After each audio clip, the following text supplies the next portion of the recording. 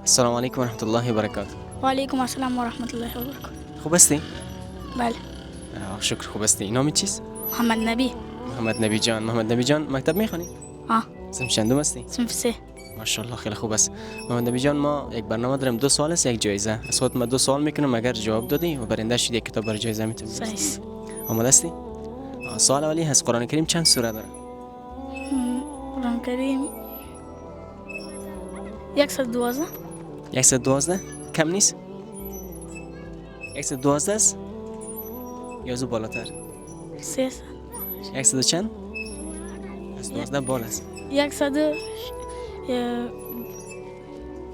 116 17 از 16 پایین است.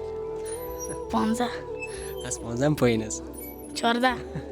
114 است. خیلی خوب. سوال دوم میکنم. ملائک مشهور کدام ها است؟ ملائک مشهور یعنی او فرشته های مشهور کدام هست؟ تعدادشون بگو. تعدادش گفته میتونی؟ برای سوال دیگه میکنم. صحیح؟ پیامبر صلی الله علیه و در سن چند سالگی پیغمبر شد؟ 12. 2 سالگی؟ 18. نه، از 18 بالا است. چی؟ 12 باش. 12؟ خیر باش، خودت رو موفق داشته باشه. تو برنده نشدی. 2 سوال کردم شد. یکیشم جواب ندادی. موفق باشی.